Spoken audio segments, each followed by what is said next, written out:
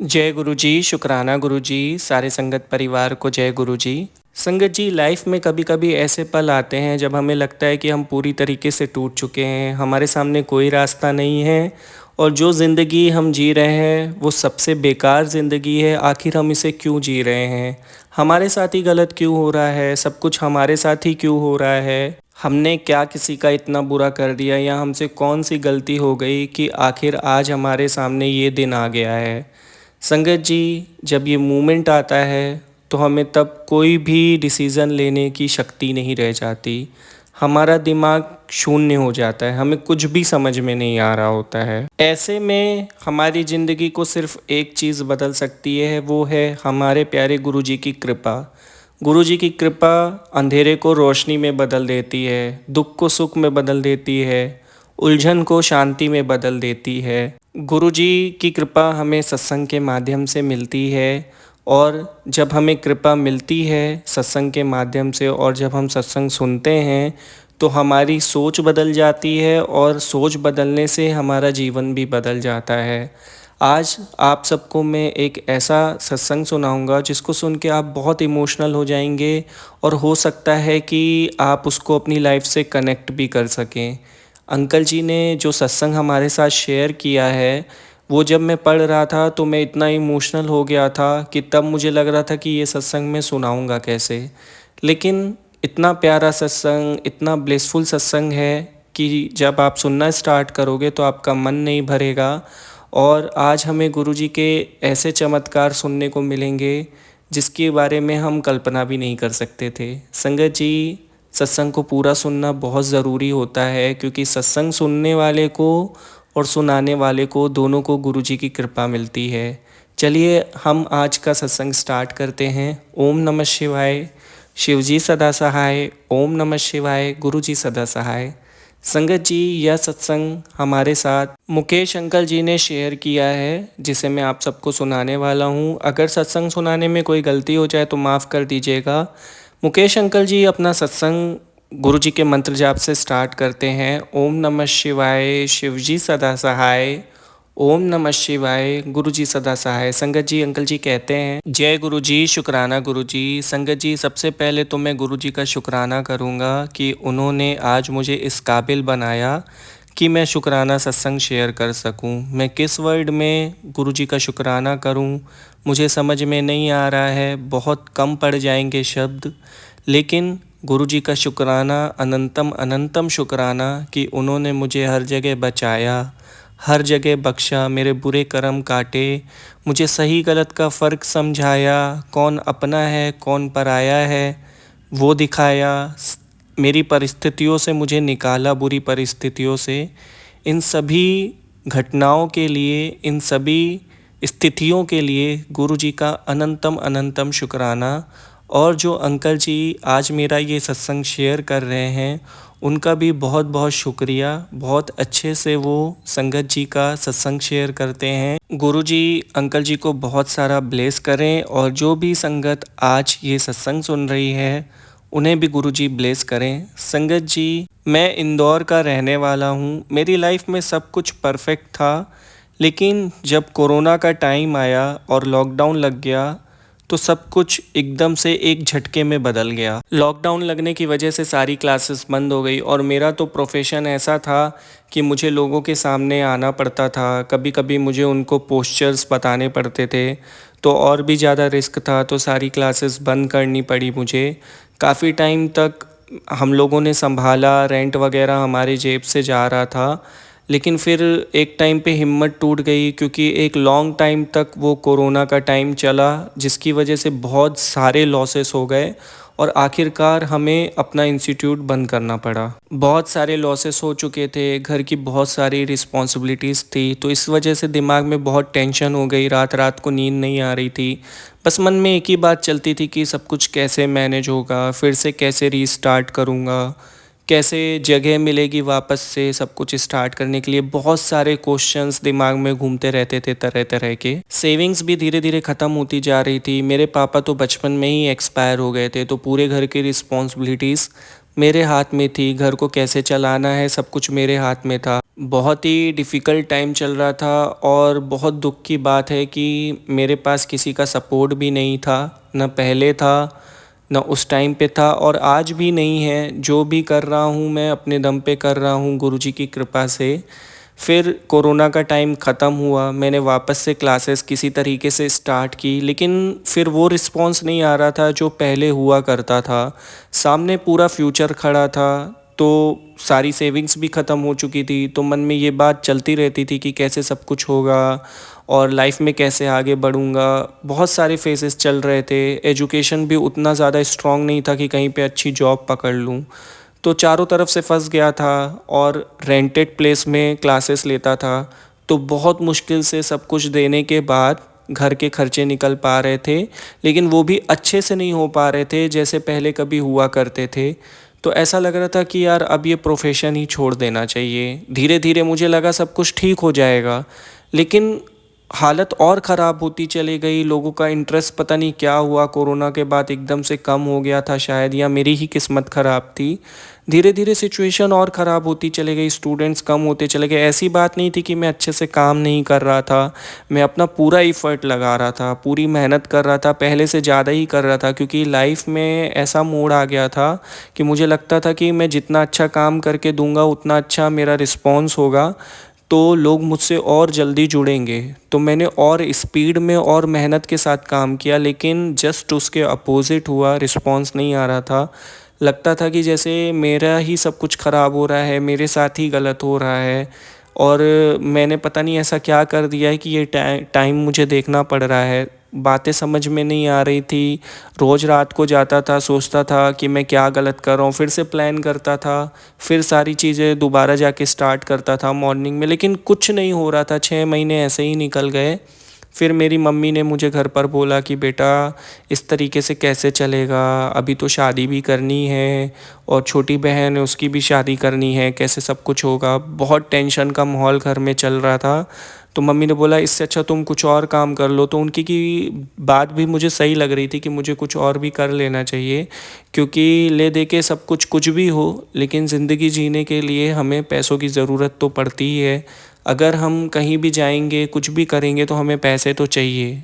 बहुत सोचने के बाद, बहुत दिमाग लगाने के बाद मैंने स्विच करने का सोचा और मैंने सोचा कि अब मैं कोई बिज़नेस करूँगा। ये मेरे लिए अच्छा डिसीज़न नहीं था, क्योंकि मैं बहुत पैशनेट था अपने प्रोफेशन को लेके। तो मेरे लिए आसान नहीं था स्विच करना, लेकिन मजबूरियों को देखते हुए, अपनी कंडीशन को देखते हुए और अपने घर को देखते हुए मैंने ये फ़ैसला किया, क्योंकि फैमिली फ़र्स्ट रहती है हमेशा। आप अपने आप को दुखी कर सकते हो, लेकिन अपनी फैमिली को दुखी नहीं देख सकते हो आप। तो मैंने अपने मन को मारा और फिर मैंने मोबाइल की शॉप भी ओपन की, लेकिन उसमें भी मुझे नुकसान हो गया। मतलब अब दूसरा काम किया और दूसरे काम पे भी मुझे झटका लग गया। फिर वो शॉप भी मुझे बंद करनी पड़ी, क्योंकि मैंने शॉप को लोन लेके ओपन किया था। लोन की किस्तें थी जो अच्छे से निकल नहीं पा रही थी, दुकान का रेंट, घर के खर्चे, बहुत प्रेशर बढ़ता जा रहा था। तो मुझे लगा कि अब मुझे शॉप बंद कर देनी चाहिए और उस समय के लिए वो अच्छा डिसीज़न था। लेकिन अब कर्ज़ा तो हो ही गया था, किस्तें तो कटनी ही थी। हर महीने की 1-2 तारीख को किस्तें कटती थी और जैसे ही वो समय नज़दीक आता था, उसके कुछ दिन पहले मेरे दिमाग में वो टेंशन रहती थी जिसको मैं आपको एक्सप्लेन नहीं कर सकता। मतलब कि एक बड़ा वाला प्रेशर होता है ना, वो दिमाग में फ़ील होता रहता था। कमाई तो कहीं से हो नहीं रही थी, किस्तें कटना अलग से स्टार्ट हो गई, मेरी कोशिश भी बेकार हो गई। और फिर ये जो टाइम चल रहा था, तो उसमें वो तो मुझे आगे तो बढ़ना ही था, लेकिन मैं क्या कर सकता था ऐसी कंडीशन में। तो कुछ समझ में नहीं आ रहा था। तो मेरे एक रिलेटिव ने मुझे बोला कि तू एक काम कर ले, कुछ टाइम जॉब कर ले। तो मैंने ऐसे ही कहीं पे ऐसे नॉर्मल स्टोर में जॉब करना स्टार्ट कर दिया, मोबाइल की ही शॉप में। लेकिन जो सैलरी आ रही थी वो पूरी लोन की किस्तों में चले जा रही थी और घर के खर्चे तो निकल ही नहीं पा रहे थे। कैसे तैसे ले दे के कम में हमारा घर चल रहा था। रिश्तेदारों ने बिल्कुल भी सपोर्ट नहीं किया संगत जी, उल्टा वो हमारा मजाक उड़ाते थे। स्थितियाँ ऐसी हो गई थी कि जब मैं किसी से मिलता था और वहाँ पे अगर कोई टॉपिक चल रहा है और वहाँ पे मैंने अपनी एडवाइस भी दे दी, तो वो मुझे इंसल्ट कर देते थे इनडायरेक्टली, अरे तुम्हें क्या पता, अरे तुम तो पागल हो, ऐसे रिएक्ट करते थे, मतलब जैसे हमारी कोई वैल्यू ही नहीं है। और मुझे ऐसा फ़ील होता था कि मैं ये किस ज़ोन में आ गया हूँ, लाइफ का ये कौन सा हिस्सा चल रहा है, ऐसा क्या गलत कर दिया मैंने कि मेरे साथ ही ये सब चीज़ें हो रही हैं। अचानक से ऐसा क्या हो गया कि पूरी लाइफ चेंज हो गई। सब कुछ स्टेबल था कोरोना के पहले, और उसके बाद जो ज़िंदगी में जी रहा था, मतलब कि इतनी बेकार कंडीशन कि कहीं से कोई रास्ता ही नहीं खुल रहा था, कुछ समझ में ही नहीं आता था।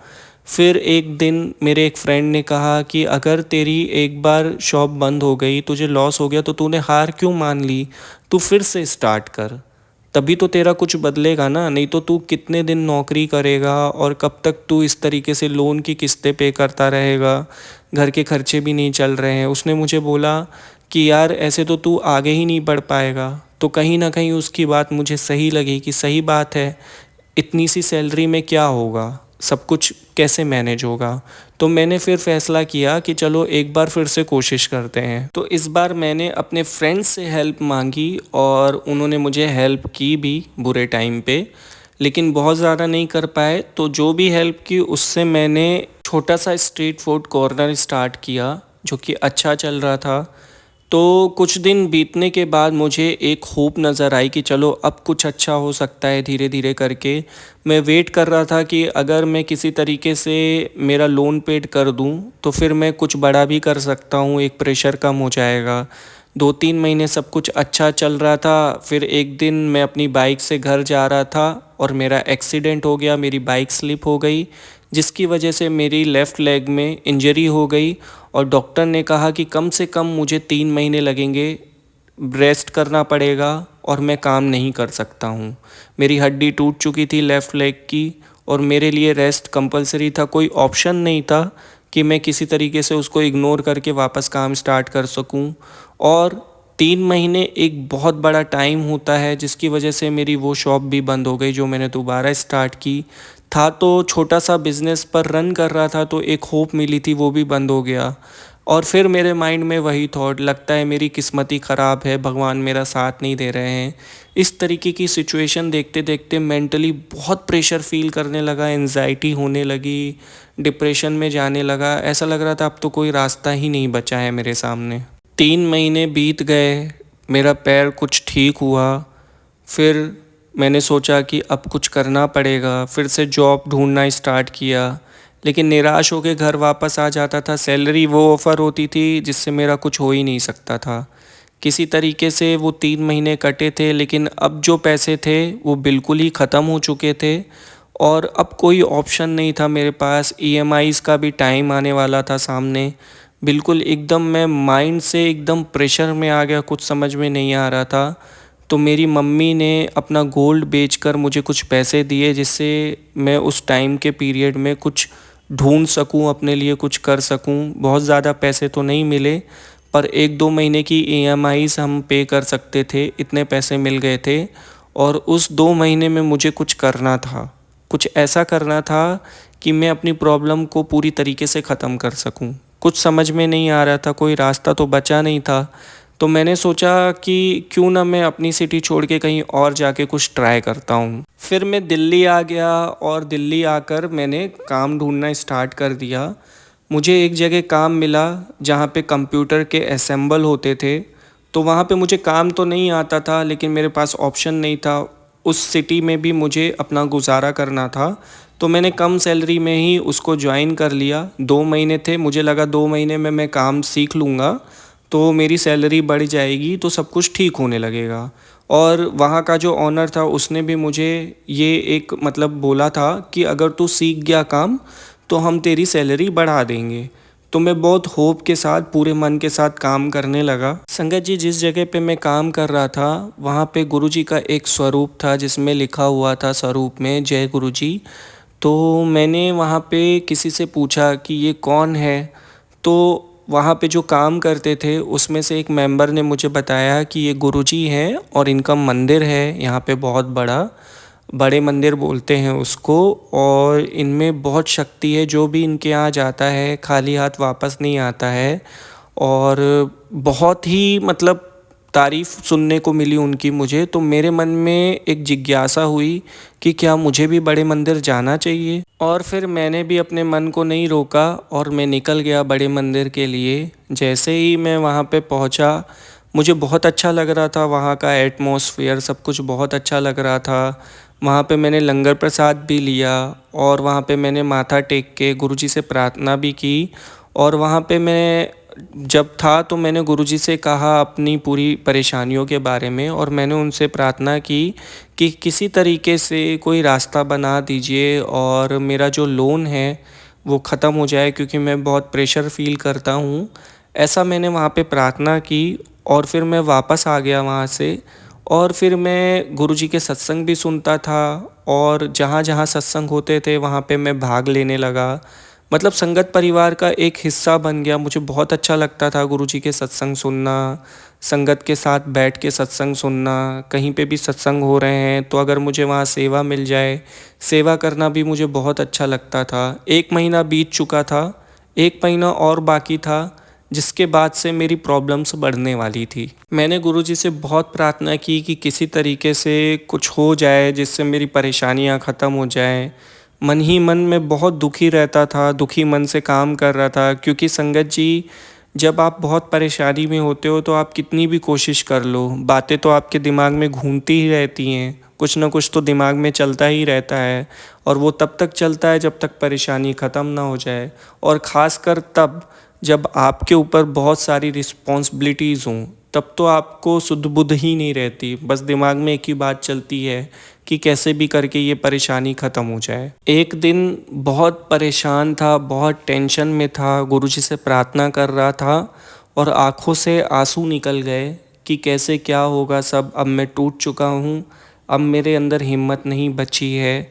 और फिर मैं अपने काम पे वापस चले गया। जब मैं घर आया थका हुआ, मैंने खाना खाया रात को और तुरंत मुझे नींद आ गई। नींद में मुझे गुरुजी ने दर्शन दिए और दर्शन देते वक्त उन्होंने मुझसे एक बात कही कि चींटियों को खाना खिला, तेरा उनके साथ कुछ पिछले जन्म का हिसाब किताब है जो तुझे चुकाना है।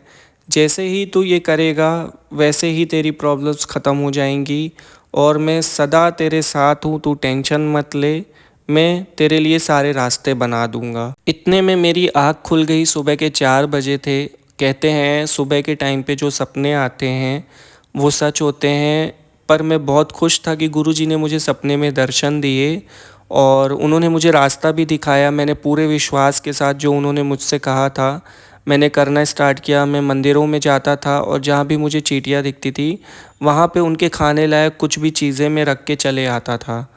तो मुझे बहुत अच्छा लगता था, मन को शांति मिल रही थी जैसे जैसे मैं ये कर रहा था। 2-4 दिन के बाद मुझे एडवर्टाइजमेंट मिला एक इंस्टाग्राम पे कि एक योगा इंस्ट्रक्टर की ज़रूरत है। तो मैंने उस नंबर पे फ़ोन किया और सोचा कि अप्लाई करके देखते हैं, शायद कुछ अच्छा हो जाए। एक्सपीरियंस तो था ही मेरे पास, तो मैंने कॉल किया तो उन्होंने मुझे इंटरव्यू के लिए बुला लिया और उन्होंने कहा कि हमें 1 दिन का डेमो क्लास चाहिए। मैं चले गया उनको डेमो क्लास देने के लिए। वहाँ पे सबको मेरी क्लासेस बहुत अच्छी लगी, लेकिन उन्होंने मुझे कहा कि अगर तुम्हें ज्वाइन करना है तो तुम्हें अगले दिन से ही ज्वाइन करना होगा। मैं बहुत कन्फ्यूज़न में आ गया, क्योंकि एक तरफ मैं जॉब कर रहा था और इन्होंने मुझे ऐसे बोल दिया कि अब अगले दिन से ही ज्वाइन करना होगा, तो मुझे कुछ भी समझ में नहीं आ रहा था। तो मेरे को लगा कि कुछ भी करने से पहले इससे अच्छा ये होगा कि मैं अपने बॉस से ही बात कर लूँ। मैंने अपने बॉस को जाके सारी बातें बताई, क्योंकि वो भी गुरुजी के भक्त थे। तो उन्होंने मुझे परमिशन दे दी कि तुम जाके वो काम करो और जो भी तुम्हारी 2-3 दिन की सैलरी है वो मैं नहीं काटूँगा। और उन्होंने मुझे पूरे पैसे भी दिए और उसके बाद मैंने वो योगा क्लासेस ज्वाइन कर ली। मैं वहाँ टीच करता था, वहाँ पे मुझे थोड़ा ज़्यादा अमाउंट मिल रहा था, लेकिन वो अमाउंट भी मेरे लिए बहुत बड़ा था। धीरे धीरे वहाँ पे मुझे पर्सनल क्लाइंट्स मिलने लगे। मैं पर्सनली लोगों को जाके होम ट्यूशन्स देने लगा, मेरी इनकम सोर्सेस बढ़ गए। तो ऐसा लग रहा था कि अब सब कुछ ठीक हो सकता है, और हो भी रहा था गुरुजी महाराज की कृपा से। उन्होंने मुझे जो रास्ता दिखाया था वो उपाय मैं निरंतर करता आ रहा था, मैंने उसे बंद नहीं किया, कभी भी बंद नहीं किया, और आज भी मैं वो उपाय करता हूँ, चाहे मेरी सिचुएशन कितनी भी अच्छी क्यों ना हो। वहाँ से मेरी ज़िंदगी पलटना स्टार्ट हुई, मेरे रास्ते खुलना स्टार्ट हुए।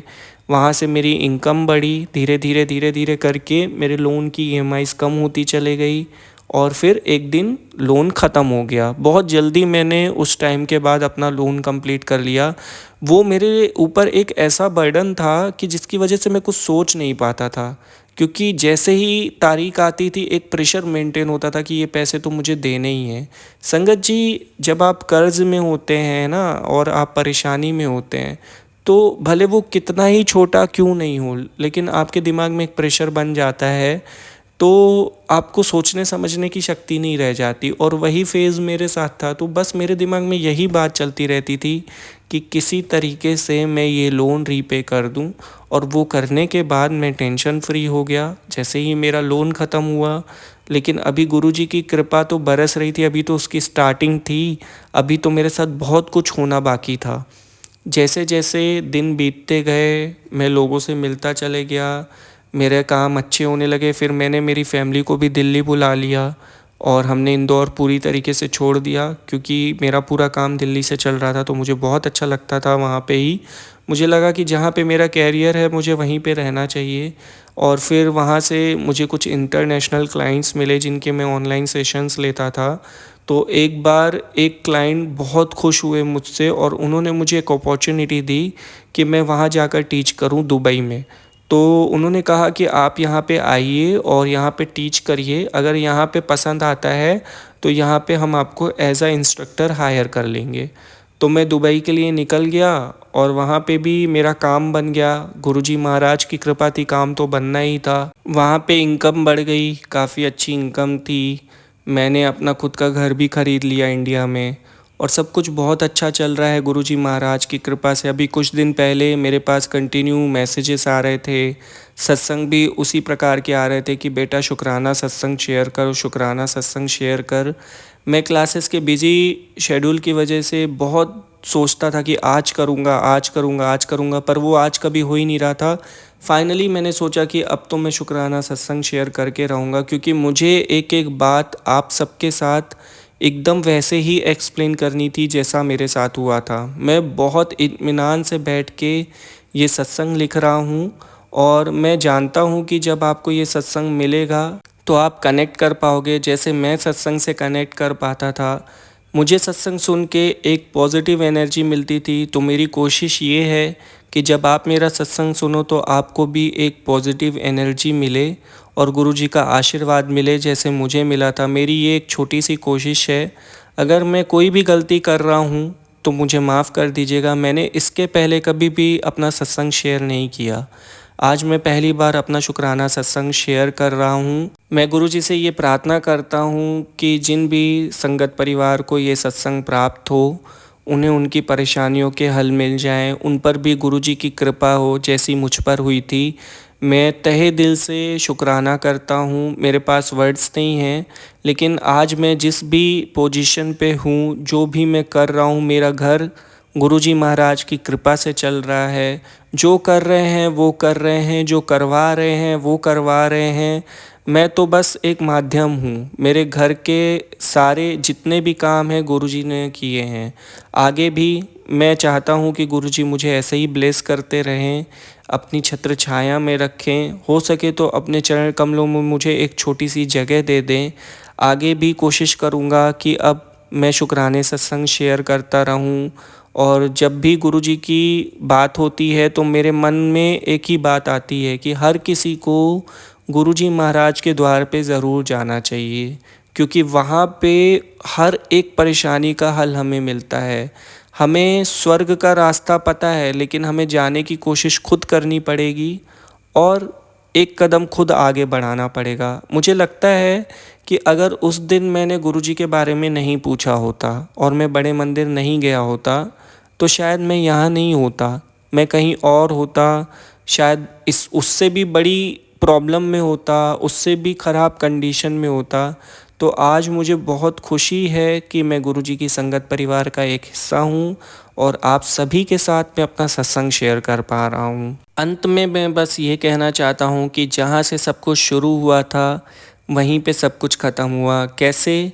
मैं एक ट्रेनर था, मैंने अलग अलग फ़ील्ड में काम किया, वहाँ मुझे सक्सेस नहीं मिली और फिर वापस मुझे वही फ़ील्ड मिला जो मैं करना चाहता था हमेशा से। गुरुजी जानी जहान है, वे जानते थे कि मैं किस काम में अच्छा हूँ, किस काम को बहुत बेहतर तरीके से कर सकता हूँ और कहाँ से मैं आगे बढ़ सकता हूँ। उन्होंने मेरे लिए वही रास्ते बनाए जिस पे मैं आगे जा सकता था। वे अंतर्यामी हैं, उनके दिए हुए डिसीजंस और उनके दिखाए हुए रास्तों पे अगर कोई भी चलेगा तो वो कभी फेल नहीं होगा, इस बात को मैं गारंटी से कह सकता हूँ। उनको पहले से ही पता था कि अगर मैं कोई और काम करूँगा तो मुझे उसमें सक्सेस नहीं मिलेगी और मुझे वही काम करके सक्सेस मिलेगी जो मैं दिल से करना चाहता हूँ, जो मैं खुशी से करना चाहता हूँ और ये बात एकदम सच है। इसके अलावा जो भी मैंने काम किए थे वो मैंने दिल से नहीं किए थे, वो मैंने मजबूरी से किए थे। लेकिन ये एक ऐसा काम है जो आज मैं कर रहा हूँ ट्रेनिंग का, योगा ट्रेनिंग का, फ़िटनेस का, जिसको मैं पूरे दिल से करता हूँ। गुरुजी महाराज ने मुझे मेरा पैशन तो वापस दिया ही, प्रोफेशन तो वापस दिया ही, सक्सेस भी थी और ज़िंदगी के लिए नए रास्ते भी खोल दिए। गुरुजी का अनंतम अनंतम कोटि कोटि लख लख बार शुक्राना। गुरुजी आप सदा मेरे दिल में हो और हमेशा रहोगे आखिरी सांस तक। और मैं ये चाहता हूँ कि जब मेरा अगला जन्म हो तब भी मुझे आपका संरक्षण प्राप्त हो, आपके चरण कमलों में जगह मिले और अगले जन्म में भी आप हमारे साथ रहो। गुरुजी मैं आपसे प्यार करता हूँ। जय गुरुजी, शुक्राना गुरुजी। ओम नमः शिवाय। शिवजी सदा सहाय। ओम नमः शिवाय। गुरुजी सदा सहाय। बहुत ही प्यारा, बहुत ही ब्लेसफुल और बहुत ही इमोशनल सत्संग शेयर किया अंकल जी आपने। आपका बहुत बहुत शुक्रिया कि आपने इतना अच्छा अनुभव शेयर किया। बहुत प्रेरणा मिल रही है आपका सत्संग सुन के और बहुत ताकत महसूस कर रहा हूँ मैं। अगर आपका सत्संग सुनाते वक्त कोई गलती हो गई हो तो उसके लिए मुझे माफ़ कर दीजिएगा, छोटी बड़ी मिस्टेक्स हो जाती हैं। संगत परिवार जी, बहुत ही प्यारा सत्संग था। दिल से शुक्राना करते हैं आप और हम मिलके गुरुजी महाराज का कि उन्होंने हमें इतनी सारी ब्लेसिंग्स दी, इतना सारा प्यार दिया। जय गुरुजी, शुक्राना गुरुजी, अनंतम अनंतम शुक्राना गुरुजी महाराज का। संगत जी, कुछ मैसेजेस मुझे मिले इस बीच में कि आप व्हाट्सअप नंबर दे दीजिए ताकि हम अपने सत्संग शेयर कर सकें। कुछ लोगों को शायद प्रॉब्लम हो रही होगी मेल में सत्संग शेयर करने में, तो कोई बात नहीं, अच्छी बात है। मैं बहुत जल्द आप सबके साथ एक व्हाट्सअप नंबर शेयर करूँगा जहाँ पे आप सभी अपना सत्संग शेयर कर पाएंगे ईज़िली। अगर आपको वो इजी वे लगता है तो बहुत जल्द मैं ऐसा करूँगा। जय गुरुजी, शुक्राना गुरुजी। बहुत ही भावनात्मक, बहुत ही प्यारे प्यारे सत्संग आजकल मुझे प्राप्त हो रहे हैं।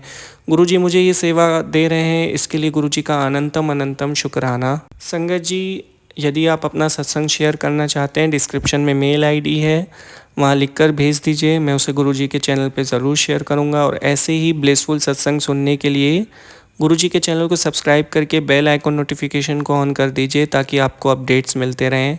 जय गुरुजी, शुक्राना गुरुजी। अगर कोई गलती हो गई हो तो उसके लिए माफ़ कर दीजिएगा। पूरी कोशिश रहती है कि अच्छे से सेवा कर सकूं और आपको अच्छे से सत्संग सुना सकूं।